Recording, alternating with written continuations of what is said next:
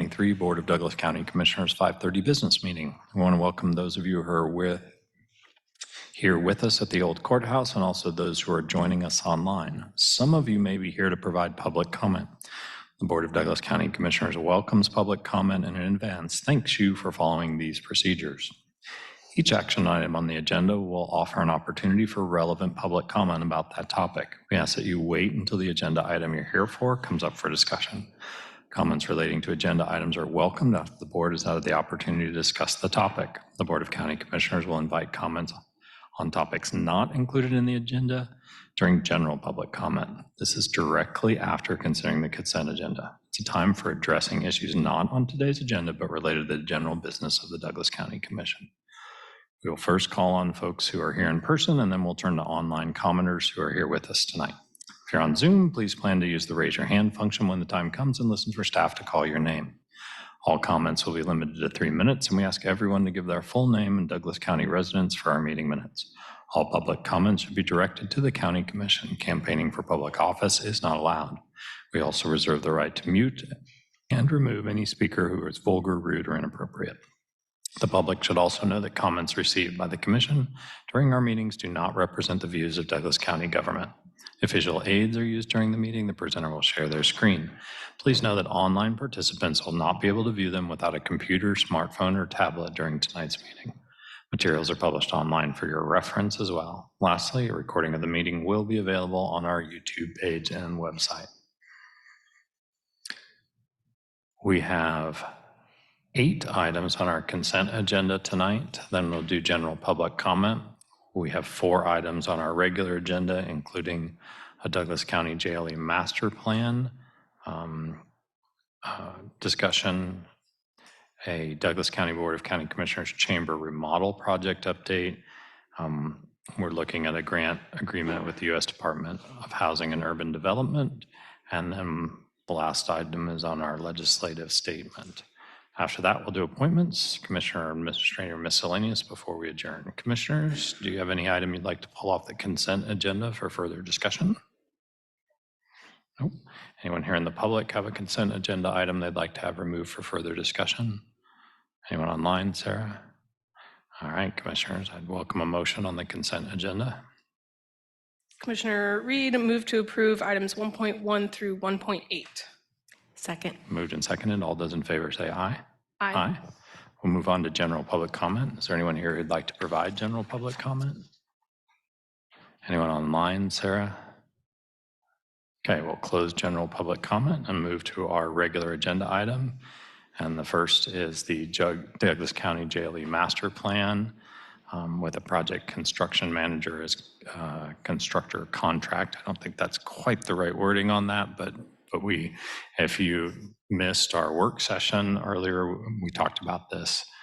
So this is the next step. Hi, Jay. Good evening, Commissioners. Jay Zimmershed, Director of Capital Projects, here to present the AIA contract document A133, standard form of agreement between owner and construction manager as constructor for the JLE master plan and addition project. This is the basically the CM contract to support design work that is going on and advise us through the process. That contract is structured in 2 phases. One is pre-construction, which is what we're in now on that project, and that is for an amount of $60,000 where J.E. Dunn is supporting, providing advice on phasing, costs, all the various pieces to help inform the design process. And then at such time that a project is approved by the commission and designed through the documentation, they would move then into bidding the project, and that is the second phase of the project. We would be back in front of this commission with a GMP amendment, which would identify project scope, all those kind of pieces for a final approval before we would move into that phase. And so really in looking at this, it is an approval of the contract, but you're really committing to kind of phase 1 at this time in the amount of $60,000. I can tell you we've had extensive reviews of the contract with both J.E. Dunn's legal counsel and the counties, simply because defining the project scope We really don't have one really nailed down just yet, so we wanted to be sure we had a contract that was covering every potential final configuration or scope that would be approved by this body. So with us today, obviously, they were with us before, J.E. Dunn. We have Mike Cromer and Tim Ockingay. If you have any questions for J.E. Dunn, they're here to assist with those. Thanks, Jay. Commissioners, do you have any questions for Jay or for our guests? I just want to have you clarify, because you used the term phase one, which we've talked about as being something very different in our other meeting. So this is pre-construction only, which you also did say. I just wanted to give you a chance to kind of be super clear. That is correct. Not to be confused with phase one of any kind of project work. This would be phase one of the contract for the CM contract. So it is not for nothing more than pre-construction services, correct? And Commissioners, CM stands for Construction Manager. The title for Construction Manager is Constructor is a term used by AIA for the development of their contracts, and Guaranteed Maximum Price is GM.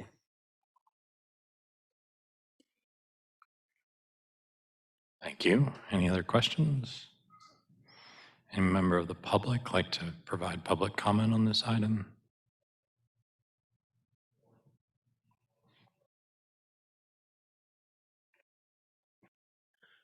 Gene Dorsey, Lawrence, Kansas.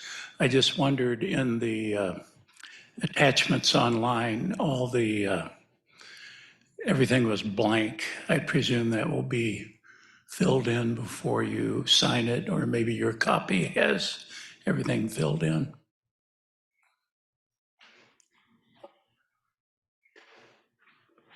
Any other public comment? Anyone online, Sarah? No. Okay, we'll close public comment.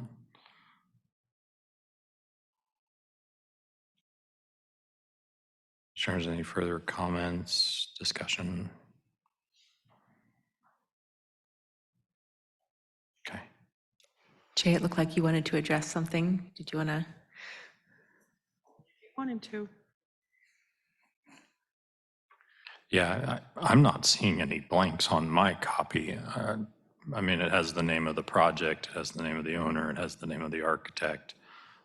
So, Your signature seems to be all that's missing. yeah, I mean, and that would be something that we would put on it after we approve, if we approve. Okay. Motions, commissioners? This is Commissioner Reed. I move to authorize the Board of County Commissioners Chair to sign the attached negotiated contract for construction management services with J.E. Dunn Construction in the amount of $60,000 for pre-construction services in support of the Judicial Law Enforcement Center Master Plan Revisit and Remodel / Addition project. Second. Moved and seconded. All those in favor say aye. Aye. Passes 3-0. All right, we'll move on to the next item, which is the Douglas County Board of County Commissioners Chamber Remodel Project Update. And Jay is back. Good evening, commissioners. Here a lot tonight. Sorry about that. Everything seems to happen all at once.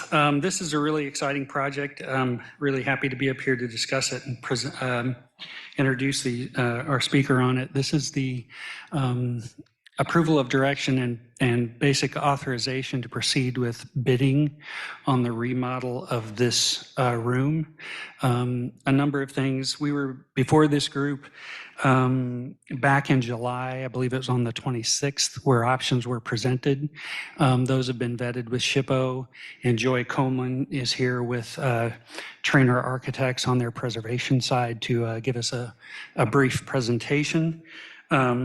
As you're certainly aware, we're getting 2 new commissioners here end of this year. And so that's part and parcel of some of the reasons we're embarking on this project now, coupled with a confluence of we had some water damage on some pieces that it makes sense to try and kind of couple these projects together and make sure we're accomplishing as many things as we can. So we're limiting time away from the space. And so unless you have any questions, I'll introduce Joy and she can run us through the project. I think that's fine.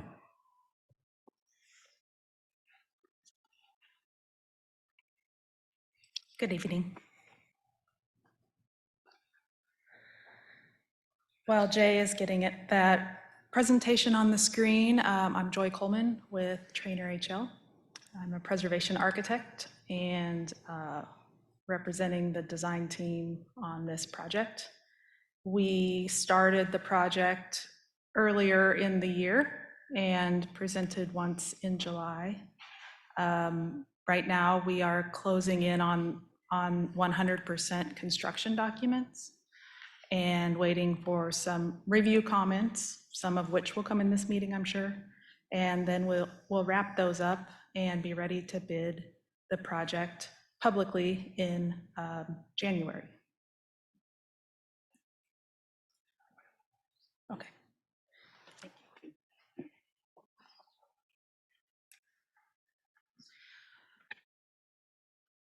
So we thought we would start with a project overview. So the project includes the restoration of the entire room.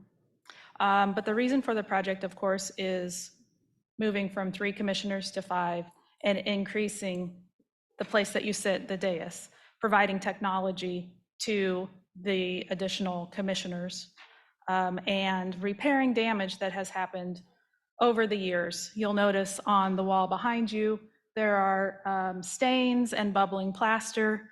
We also see that up here in this northeast corner of the room.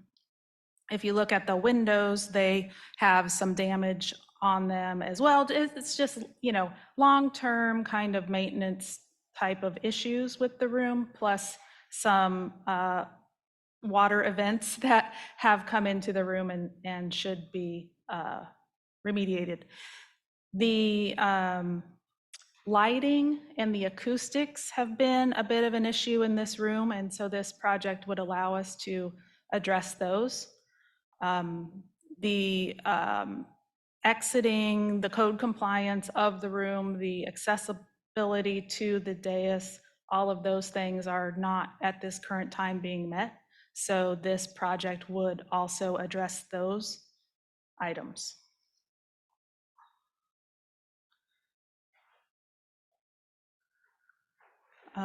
Is it being shared correctly? Because it's not. One moment, please. It's a beautiful presentation on this screen.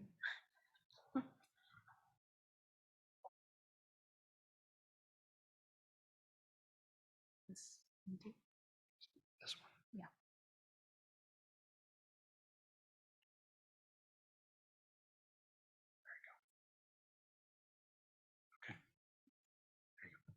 Okay. Start over then. So this first slide shows a comparison of the room, originally designed and built 1913 photo on the left shows the orientation of the room with the dais on the south wall, opposite of the double door. And all of these benches are arranged then between the double door and the dais. Of course, currently, we are turned and the dais is on the west wall.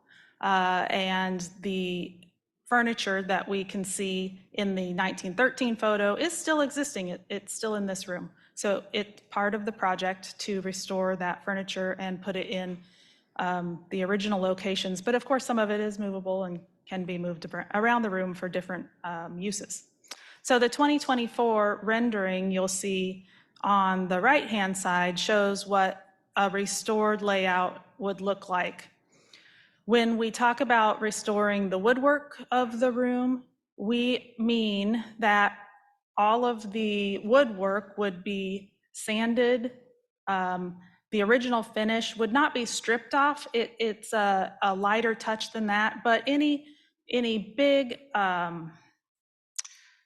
damage marks on the woodwork would be corrected. So they would be touched up with wood putty if they're small, If they're large damage marks, which you can see on parts of the rail, then that part of the wood would be removed and a new piece of wood would be put in. And that's what we mean by woodwork restoration.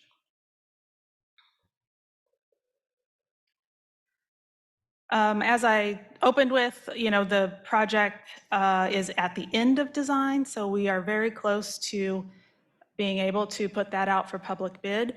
We did submit the design and the documents to the State Historic Preservation Office with our application for historic tax credits, and that came back approved just earlier, or late last week it came back. So that was very good news, and it was kind of record time that they reviewed that and gave the positive to move forward.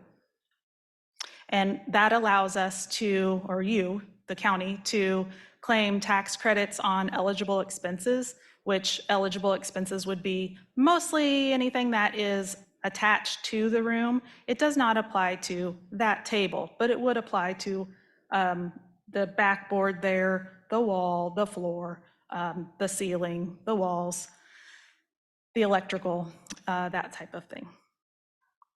So this plan view shows that restored layout of the dais on the south wall and the audience closer to the double door.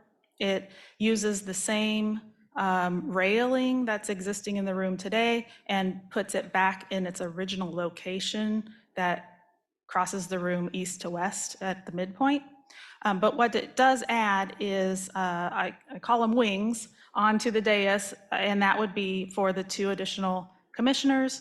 And the platform will also have a ramp that is accessible. It meets that slope that it needs to meet for an accessible ramp up to the 6-inch high platform. It also uses this jury box behind me, but only the historic parts of it, so the back enclosure and the front rail. The risers are not original to the jury box, so it removes those. And instead, we will have a shallow table so that staff or presenters at the meetings can sit there closer to the podium and closer to the dais.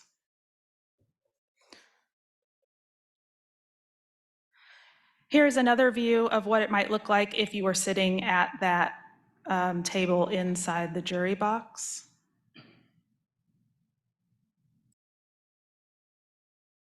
And this is a close-up view of what the expanded dais will look like.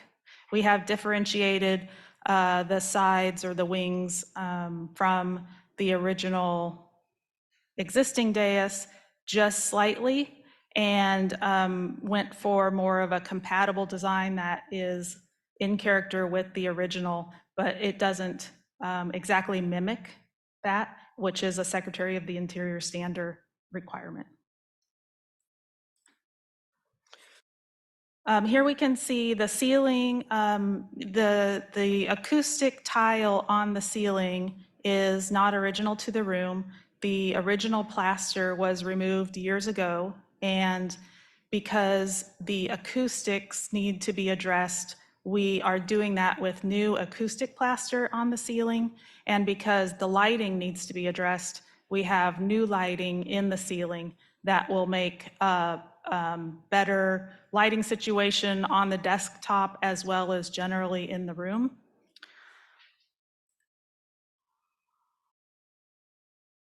Well as restoring the original chandelier in the center of the room that is based on the historic drawings, or sorry, the historic photo from 1913.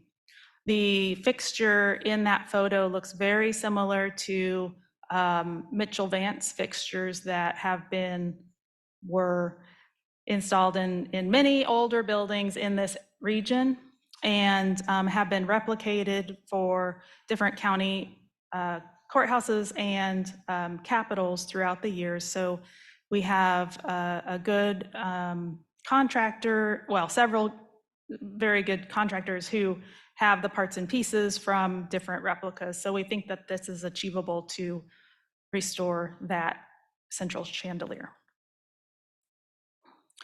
The space under the balcony behind me would be also part of the project, and enclosing the line of columns with a wooden wall to separate that space from this space.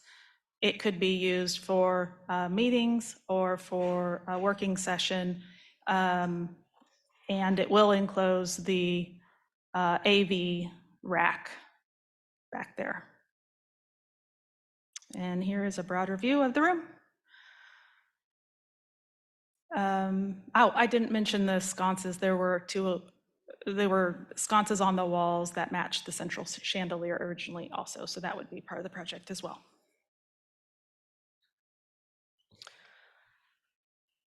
Do you have any questions?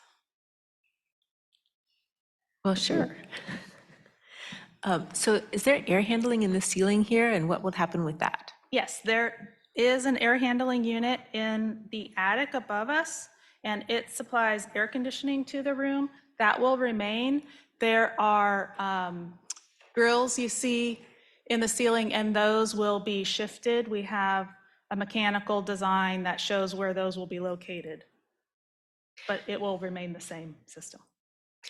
So the balcony here, my understanding is it's not structurally sound. Is that also something that's going to be tackled with this project? It is, I just don't like people going up there. It is structurally sound, we just don't use it. So that's my understanding, is it is structurally sound, we just don't, it's a historical element in the building. So we don't use it as staff. And the room under that balcony, would that be acoustically separate from this room so that meetings could be held there? And probably not a commission meeting here, but this room gets used as a conference room just for lack of conference rooms. And because I also occasionally office out of here for lack of other spaces, it would be very nice to have something that was acoustically separated. Is that the plan? It is not the plan to make it a conference room level acoustic separation. It will have a slight acoustic separation like you would with any door.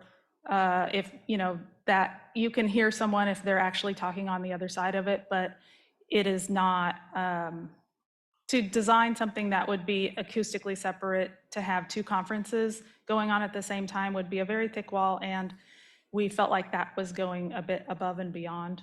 So it is an enclosed room, but it is not intended, I think, for two conferences to be going on at the same time. I think that it would be similar to, I mean, the kind of privacy you'd have in a cubicle. You could still have a conversation that was your own conversation that was separate from something happening in this room. Correct. Okay.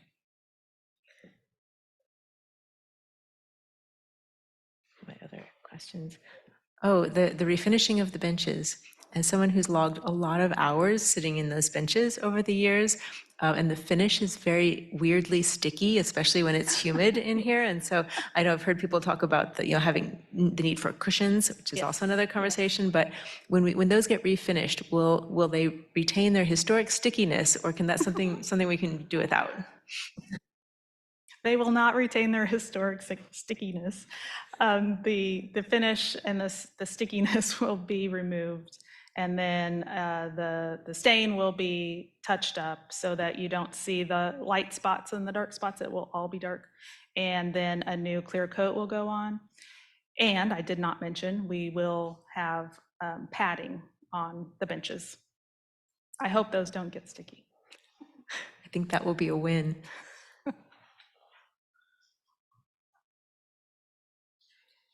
Joey, I know that you spend a lot of your time doing historic work, but for the members of the public who may not be familiar with what happens once we start to make changes to this room, because my understanding from the time you were here last is that's a lot of the cost of this, is that historic renovation.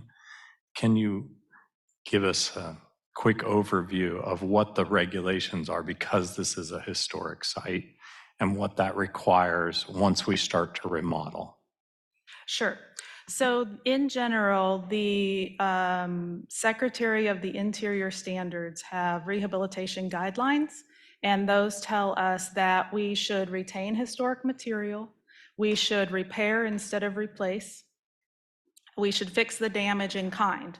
So that means if you have a plaster wall, you should repair damage to that plaster wall with plaster.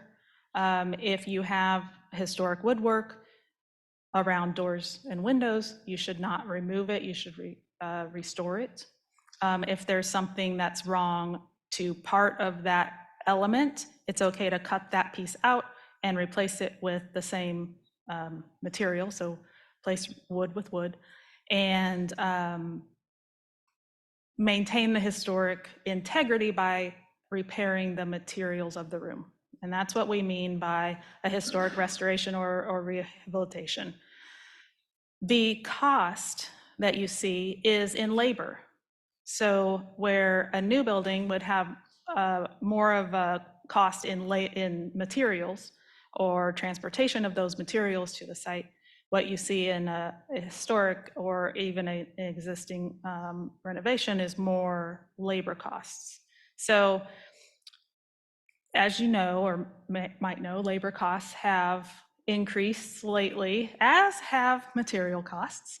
And I think I can say confidently that the construction industry as a whole has seen an increased inflation lately that has made, it seems to us who have been doing this for a while, it has made everything more expensive.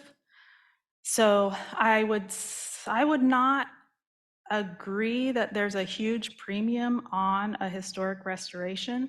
I think what we see in this room is it is the most important room in the building, and it has the highest level of finish. It has the most technology. So it is going to cost more than, let's say, an office space that's next door in the same building, or a new office space in a new building. I would like to do a verification of the cost of the project. The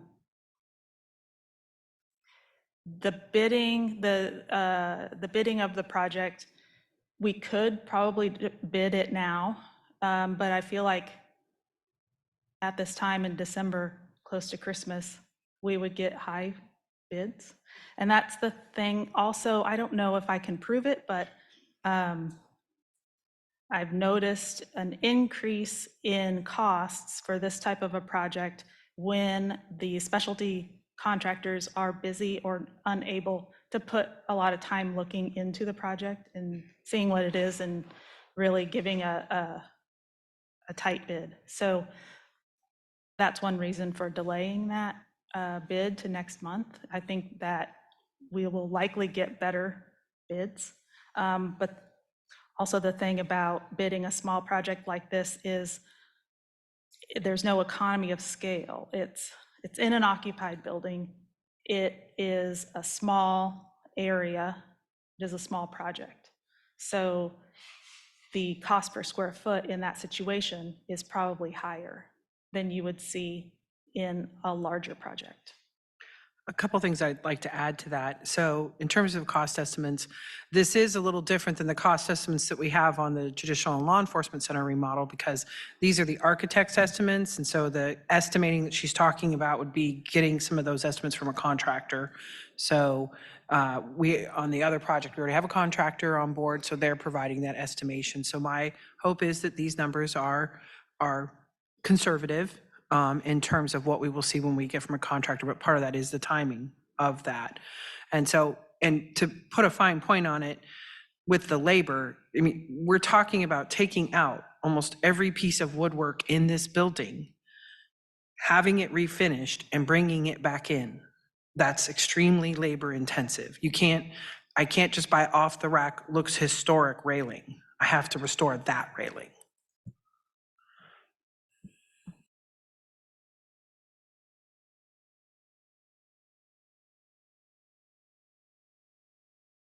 I'll keep going.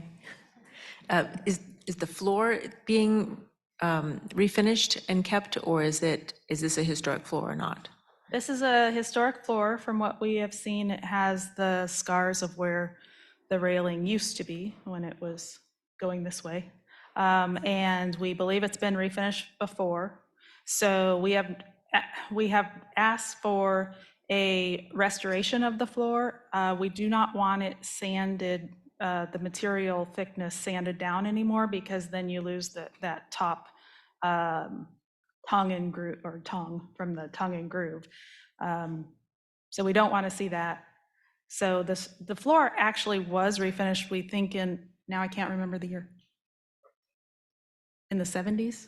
Well, it was after that the carpet was removed. We know exactly when it was, but whenever the carpet was removed, there was some refinishing done. Yeah, in 2006, there was carpet. That's all I remember. Okay. I don't know when it was actually taken out, but There's actually been 2 different types of carpet in here from what we can tell.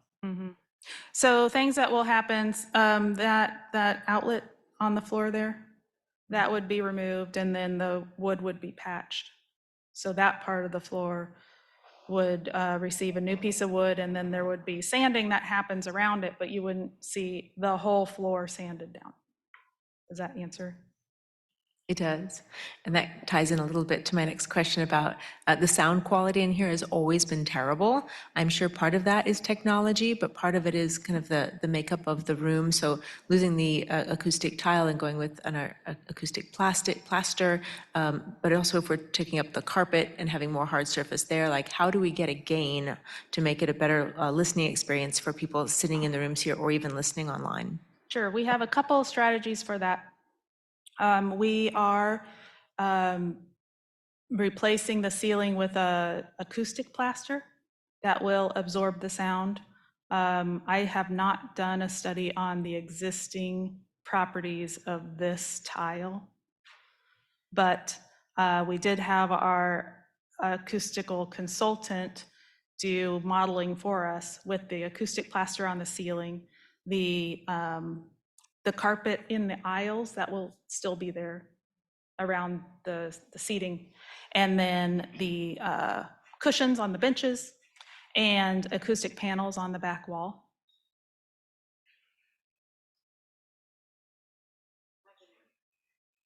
Imagine one of the reasons that the dais was moved was because of the lighting. So at least one of the new 5 commission seats will kind of back up to the windows behind you. And it's hard for us looking to be able to see faces when the windows are lighted behind them. But in this case, it would be hard for the public to be able to see like that commissioner. Would we have to block the light from the windows behind in order to kind of cancel that out?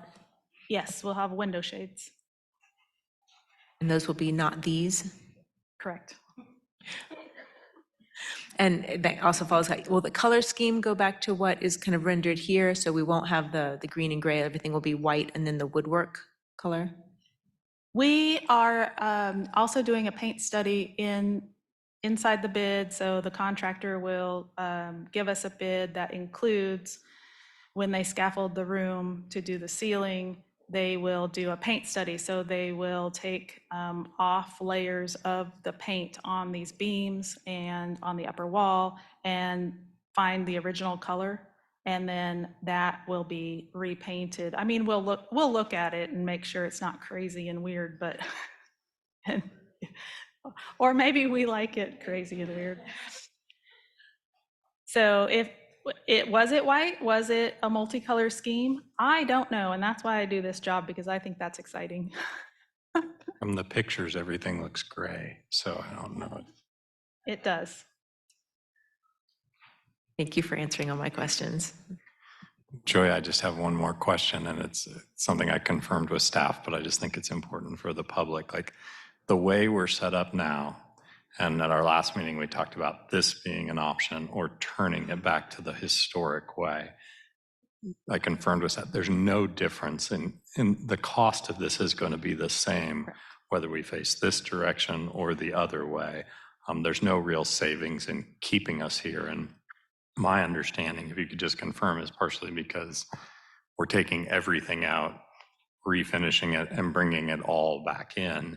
So there's not really much of a difference. It's just where you set it back down. Would that be accurate? That is accurate, yes. And we are correcting, I mean, in that we are correcting things like this taped on extension cord. you know, so it's, I was hoping you could keep that, but okay, I understand it's not historic. After our last conversation, when we got back those estimates, that there really was no cost difference between those two options and/or the kind of curve in the corner, we just proceeded to keep moving on towards this project. And with what we heard from you was the most historically accurate restoration type design. But there was no real price impact to either of those sort of three options.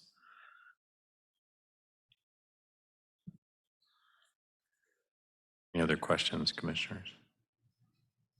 No questions, but I appreciate you asking that question, Commissioner Kelly, because I was not clear whether or not there, well, two things. I wasn't really clear that we had landed on south wall versus west wall after our last conversation. So I wanted to understand how we got to switching it back to that historic orientation. And my assumption is that that would come at a greater cost difference, but this discussion and then your clarifying question helps me understand that it's, if there is a difference, it's probably pretty negligible. So that makes me feel better about it. But I was walking into this meeting curious where we landed, how we landed there, because I didn't remember being that definitive in our last conversation. But I'm good with it if it's not a significant cost change. it is not. Yeah, that was a concern of mine when we left the last meeting, is I was cautious about paying more to put it back to a historic orientation, even though that's neat. But I also, we lose the story of why did they change it? Like, they lived with it in that orientation and something about it they didn't like, and they changed it to this. And not knowing what that story is, unless anyone can fill me in. I mean, I had not in my mind committed to, you know, whether I had a preference of one of those or not, because that's the piece that I just don't have. I did have one other question when I was reading through it. I didn't count the number of benches in there, but does it change the seating capacity at all to It does change the not. orientation? It's the same Okay. seating capacity. Thanks. I don't think chairs were included in the design, but I want to confirm with Sarah that these lovely chairs that our staff sits on and we get to sit on in work sessions, are they staying or going? These chairs over Yes, here? those lovely chairs. I don't. We don't know yet. We That's have a okay. furniture line in the budget, Okay. so I think we can evaluate that. We've paid a lot of attention to the benches, so I just wanted to make sure we covered all seating options. Well, we're going to have extras with those up there now because those won't be used. So Mhm. Okay. maybe we'll move to the high back. Maybe we can just have wheel locks Yeah. on those, because I always feel like I'm rolling away from the table down there. Commissioners are making a bit of light here, but those are not the most comfortable chairs in the world. This is, if you've sat in them, you are very aware of that. So, You know, but I think some of that does go to, this room is used, I mean, this is really the largest conference room in the downtown space that is not occupied except for Wednesday afternoons. It is used frequently, daily, for conference space. And really our conference space, so these tables get moved into all kinds of, tomorrow morning I'm going to have department head meeting. It's going to be in here. It's going to be configured that way. And then, and really we are confined to this space in sort of what I would call the well. I don't know if that's the real name for it. But those spaces are really only used if there's some sort of presentation. So we do need the well space to be flexible so that we can use it for something besides just a commission meeting, because it's really our only space in the building to do that. And that's why I'm also excited about the back space there.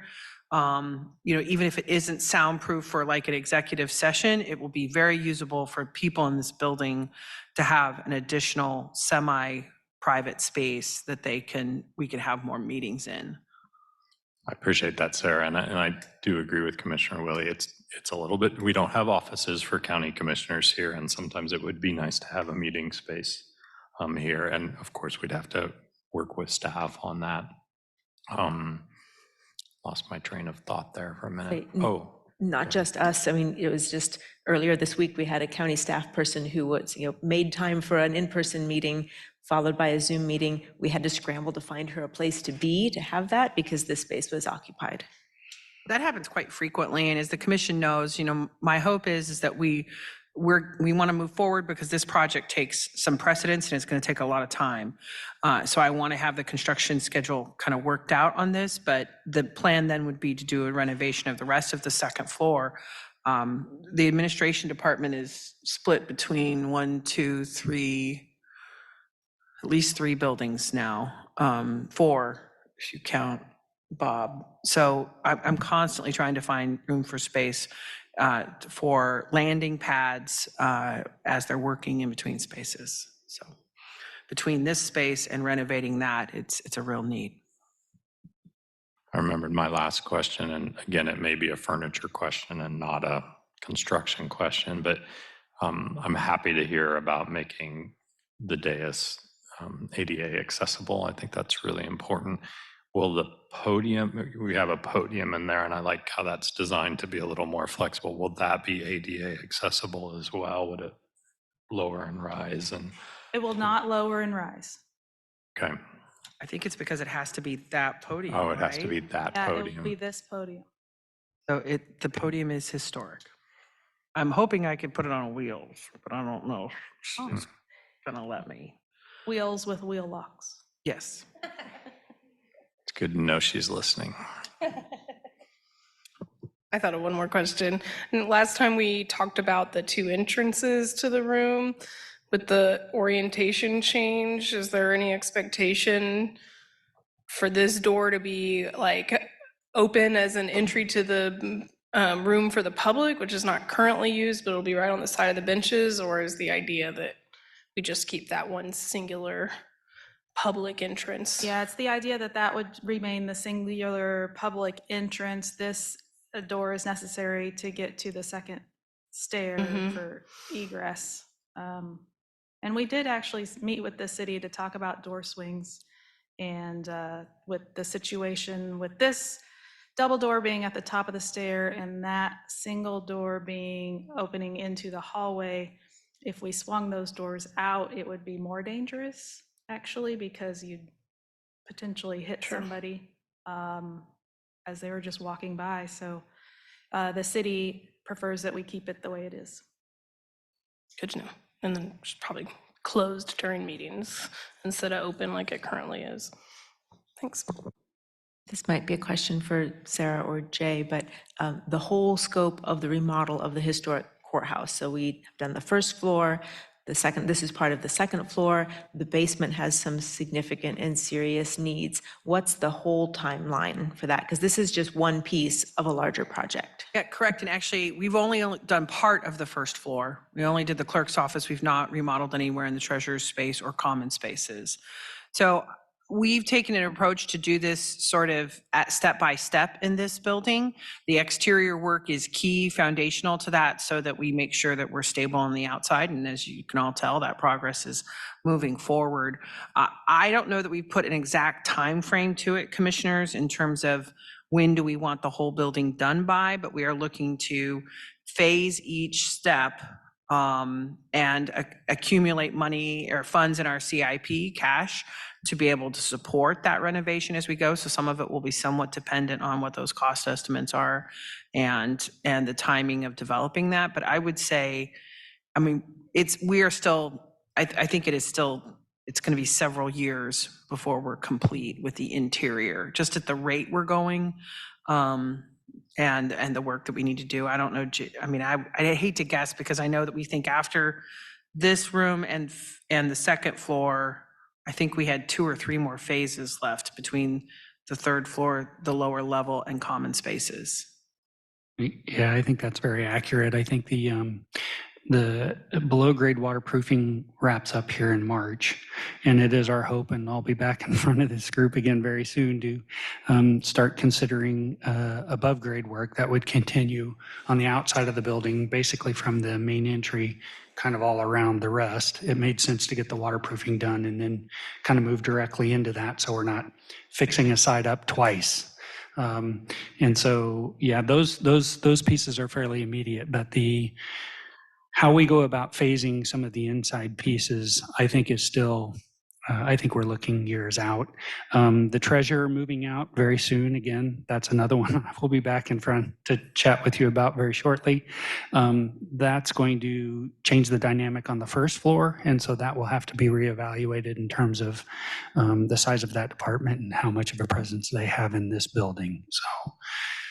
And I'd say that one of the things we learned when we did the clerk's office on the first floor is every time we kind of look at a corner of this building, what the State Historic Preservation Office, and that's SHPO, the acronym we use, their sort of view on what that corner of the building is unique and different each time we looked at it. It certainly was not what we anticipated with the clerk's office. You know, some walls went away in that space. We've not had that conversation around the treasurer's office. I know the rotunda has some protected space, but so it's honestly, you know, we're kind of trying to do each phase, but I do anticipate at some point in time, we're gonna have to come back and talk about, you know, rotunda, hallway, my favorite, the black marble stairs into the building, and some of those different aspects as well. But we would plan on doing that part of the project last. And I really have a heart for the folks who are working out of our basement. And I know the waterproofing on the outside had to come first, but there's a significant amount of water damage there, and just kind of wondering when in the course of things does that get addressed? It may, depending on what we come back, I think I want to do the second floor first, and then that might be next, depending on what we come up with. I'd also say they're in the process of a lot of digitization down on that lower level. I'd like them to be done with that project first so that we could recapture some of that space. So it'll kind of depend on if they're done with that. I think it might jump to the top of the, you know, to next after the second floor.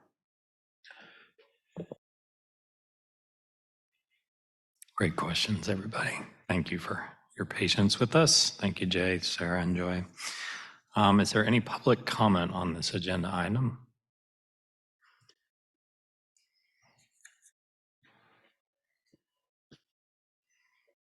Gene Dorsey, Lawrence, Kansas. I was just wondering what the length of the project would be from the time that renovation starts until it ends. And where would you hold county commission meetings during that length of time? Thank you.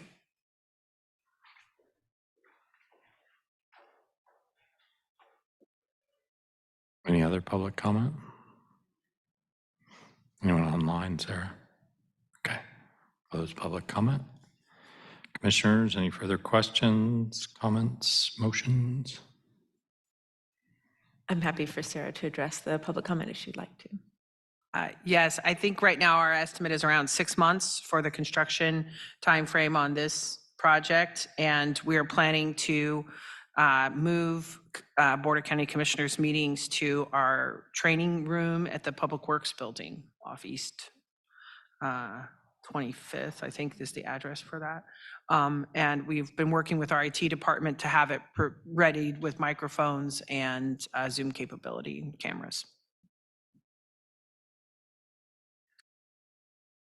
Happy to make a motion to accept the attached drawing information and estimated project budget for the Board of County Commissioners Chamber remodel in the amount of $1,359,185, and also authorize staff to issue the project for competitive requests for proposals for construction. Second. Moved and seconded. All those in favor say aye. Aye. Passes 3-0. Thank you. We'll move on to a grant agreement with U.S. Department of Housing and Urban Development. Good evening, Commissioners. Thanks, Jill. Jill Joliker, Assistant County Administrator. The cover memo outlines the what's being asked of you today, and that is to approve a grant agreement with the U.S. Department of Housing and Urban Development for to fund a permanent supportive housing program. The funding that's available that will be accepted through this grant is $321,000 and $321,032, which will be accessible over a 15-month period, again, to provide permanent supportive housing. dedicated specifically for chronically homeless individuals in Douglas County. This program, the grant funding for this program was applied for in 2022 as part of the Continuum of Care program that is solicited for COCs, continuums of care throughout the country. We applied for it as part of the Balance of State COC, which we were a part of. Douglas County was one of 3 permanent supportive housing programs funded in the Balance of State. 2 others that were established programs in McPherson, Kansas, and Miami County, Kansas, that have fairly established for a good amount of time. Commissioners, I think, know that we do not have any permanent supportive housing especially that's HUD funded in Douglas County. The intent here was to launch a program. We've struggled to find agency partners to apply for these grants. They're not necessarily easy. They're somewhat easy to apply for. It's maintaining them and complying with them that can be a little challenging, and candidly getting up to speed on being able to receive these dollars, assuming you approve the contract today, is daunting as well, but we're up for the challenge. We've explored a variety of methods to move forward, and we're still working on that, and that's everything from hiring staff at the county to help us do this work, but also looking at working with a community partner as a subrecipient. And at this point, that might be the path that we go on at this point, working with one of our trusted partners that does permanent supportive housing services. And those conversations are ongoing, and whatever we do, we'll be doing that with authorization from HUD. And in close consultation with our community partners, particularly within the continuum of care. The last thing I'll say is that I did mention that this grant is specific it can only serve chronically homeless individuals. So that will require any referrals to this program to come through the COC coordinated entry system. It requires that our agency partners that make referrals for these permanent supportive housing have a documentation for that shows that they've been chronically homeless, meets those HUD guidelines, and that requires that the housing services be provided utilizing a housing first approach. It's going to be a big challenge, but it's very necessary and very needed, and it will in a lot of ways be experimental, but we've got a lot of goodwill and a lot of good partners that want to do this work, and we're excited to move forward and learn some things. So with that, I'm happy to stand for questions. Thank you, Jill. Any questions, Commissioner? I'm just very appreciative to Jill for seeking out this opportunity and being willing to do the work to write this grant and pull down these dollars for our community. It is a heavy lift to take that on along with all the rest of the things on your schedule. But it's a heavy lift that someone in our community needed to step up and do. And I just really appreciate that you were willing to do that. I think this does give us some options for how we kind of start the conversation with some of our other community partners about what's the next step. So having some dollars behind that, very, very helpful. And I appreciate that we haven't left those on the table and that we have kind of secured those for Douglas County.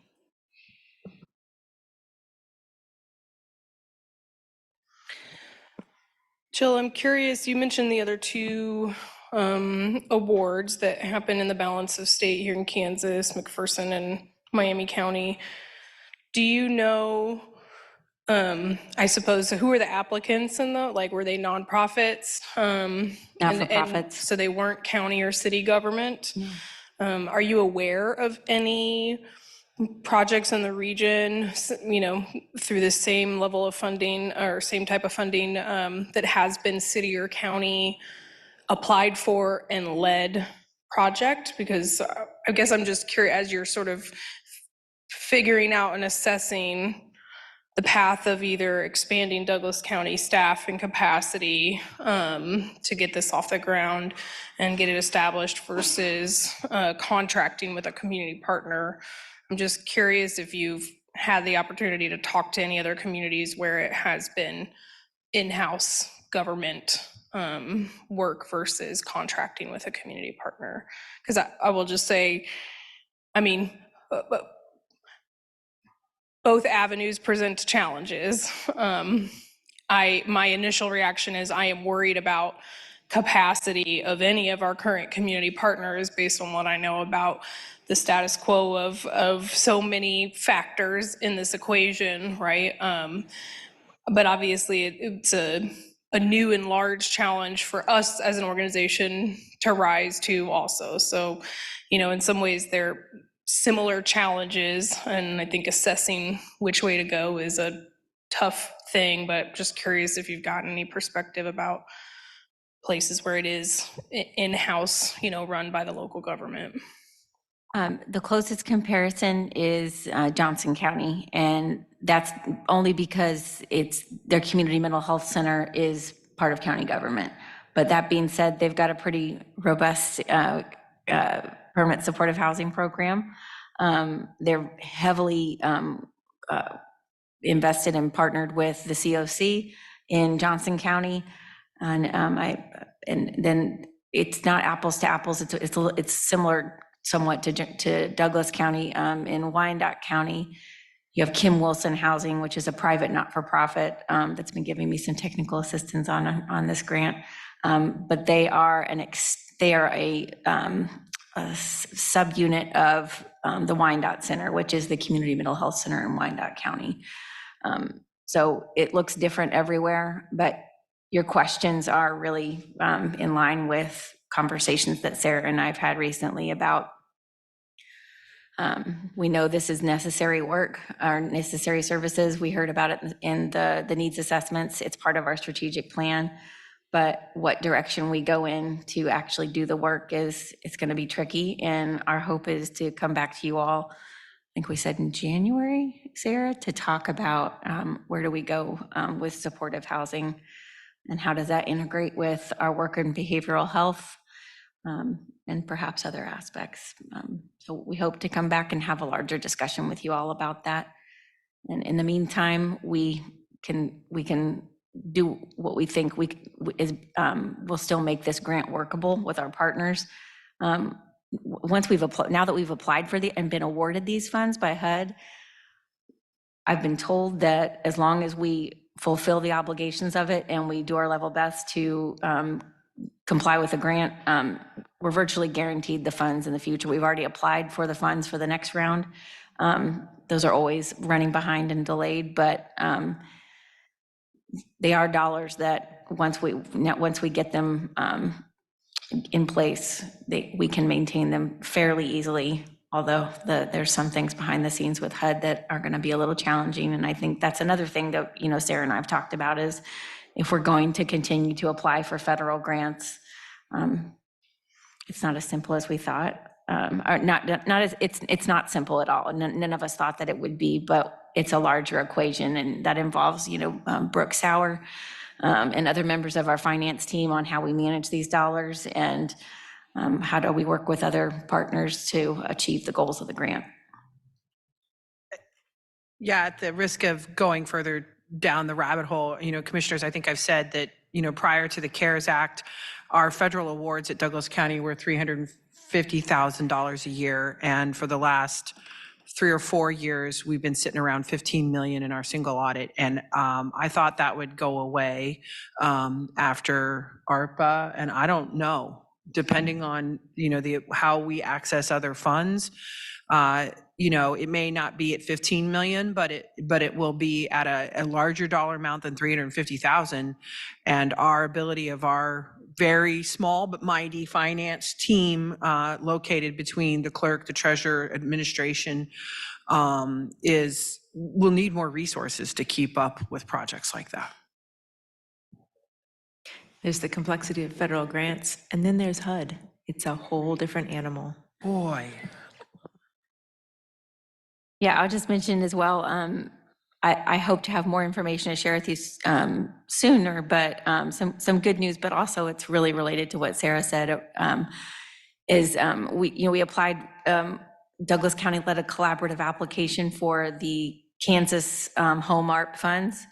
We've been approved to move to the final round to submit a final application, but what KHRC, the Kansas Housing Resources Corporation, is going to compel us to do is continue to be the lead applicant, which means we're going to, if awarded the funds that we've asked for, or some of them, we will be responsible for administering them and having a sub-recipient arrangement similar to what we did with the CARES Act and the ARPA funds. Now, we know that Brooke's really good at managing and helping with that, but again, it's continuing to put a lot on our admin team to draw these dollars down.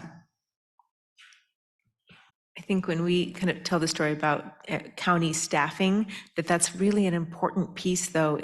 We have county staffing, we may need to add to that, but that's the difference between a third of $1 million and $15 million of federal funds that we're managing and bringing into our community for good work. Yeah, well, I tend to agree, and it certainly comes with plenty of new challenges and capacity for us to consider, but it does feel like we're on a trajectory to be able to continue leveraging more, and that our organization's, financial health and the track record of work that we've been doing in this particular area around permanent supportive housing, that those are things that really lend itself to being able to leverage those funds long-term. I think that comes into question when we start talking about the capacity of other organizations and ability to maintain the likelihood of keeping those funds coming cycle after cycle, rather than sort of a one-off project that then becomes too overwhelming. So I think, there is a lot to be said for our place in this community and the health of our organization financially and the smarts and skill sets of our staff to be able to bring more dollars into our community and keep them here long term.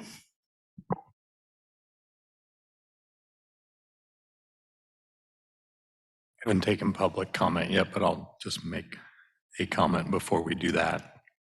I'm sort of struck by understanding our community's desire to have a quick technical solution to our homeless challenges, and we can get money. I mean, as Jill said, the application isn't hard. What we have to figure out as a community is how we can build capacity to do this work to solve these problems.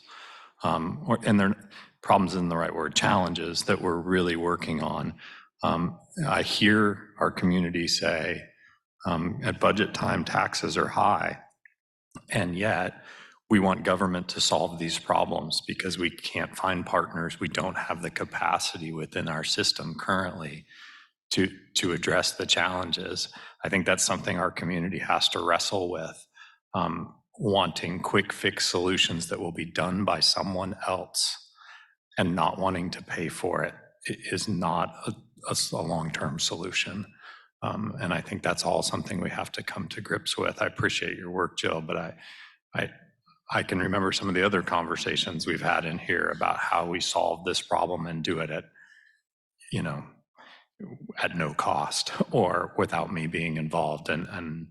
And so I think we've got to work with all of the community members we have to determine how we can continue to develop capacity or come to grips that it's going to require a bigger commitment, a bigger tax commitment to make progress on the challenge. We'll open this up for public comment. Anyone online, Sarah? Okay. Back to the commission. I would make a motion, Mr. Chair. I move to authorize a grant agreement between the U.S. Department of Housing and Urban Development, or HUD, and Douglas County, Kansas, for $321,032 for a term of 15 months beginning January 1, 2024. Second. Moved and seconded. All those in favor say aye. Aye. Passes 3-0. We'll move on to our last agenda item, which is the legislative statement. We looked over this last week. Commissioner Greed, we're glad to have you back. If you have any comments, I would just say that I'm happy with the changes and some of the things that we asked for, and I thought staff did a really nice job of putting together some extra language around that, so thank you.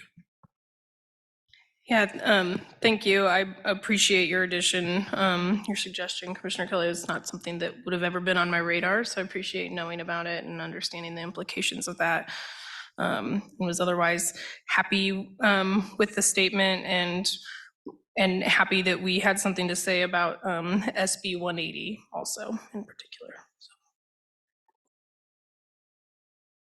Sorry, I didn't check in with staff. Staff, did you have anything? We just jumped right into this. Are we okay? No, I will say that Katie Fitzgerald, our criminal justice coordinator, did inquire with a couple folks to try to get a little more information about the suspended driver's license concerns that were brought up in public comment. I know she reached out to, including our district attorney, and we haven't gotten any information back, but we will make sure we're on the right track with that and that there aren't unreasonable expectations in articulating that there. And I do think it's important to remember that this is really just a platform document. It is not the totality of issues that we respond to in Topeka during the legislative session. Obviously, Stuart and Mallory work constantly to sort of keep us up to date on new issues as they come before us. So this is really just a statement of issues that we're concerned with. It is not the totality of things that we focus on during the session. Thank you. Any public comment on this item? Anyone online, Sarah? All right. Commissioners, I'd be happy to accept a motion to approve our 2024 legislative statement. In fact, I'll just make that motion to approve our 2024 legislative statement. Do I have a second? Second. Moved and seconded. All in favor? Aye.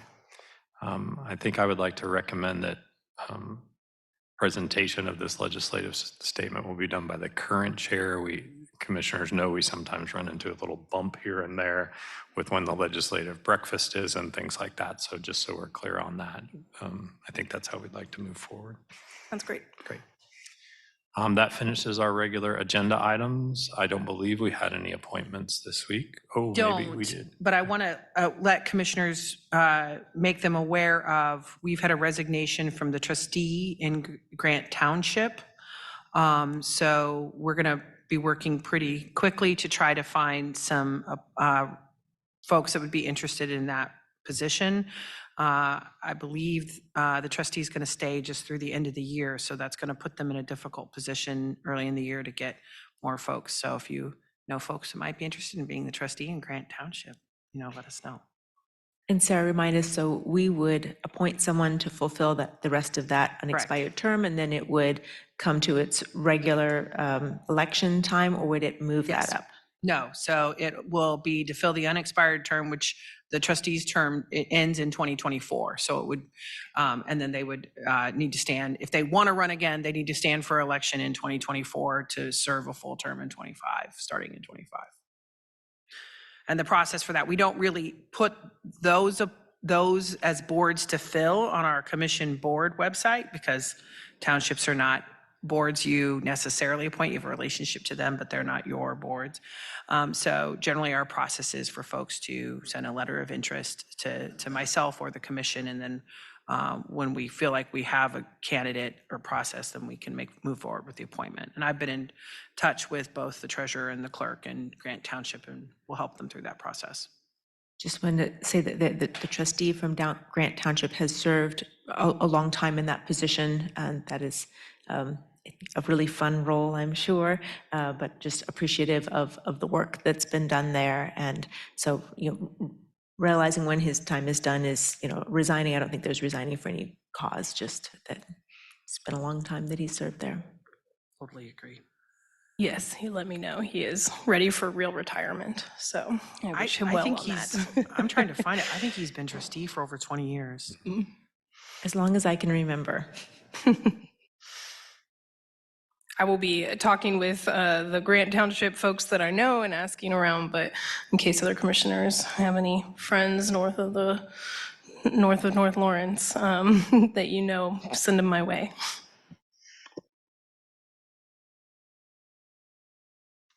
Okay, Sarah, I see we have our weekly memo attached. Looking pretty light, commissioners, as we move into the end of the year. We do have a work session next week with Lawrence Douglas County Fire Medical, update on their capital improvement plan and station location, plus a couple of other topics. So that'll be at 4 o'clock, and that will be our last meeting of the year. We will take, traditionally, we take 2 weeks off towards the end of the year and the beginning of the year, so we will not meet January 3rd.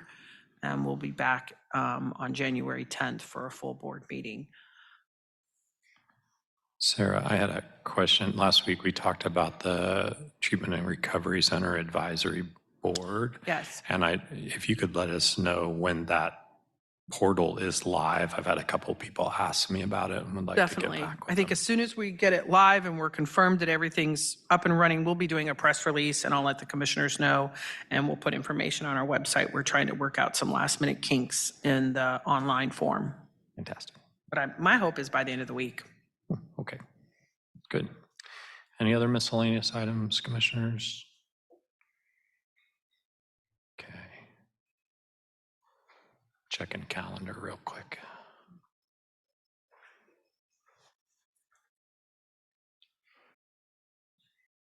Will any other commissioners be at the KU Innovation Park Christmas party tomorrow afternoon? Fortunately, no.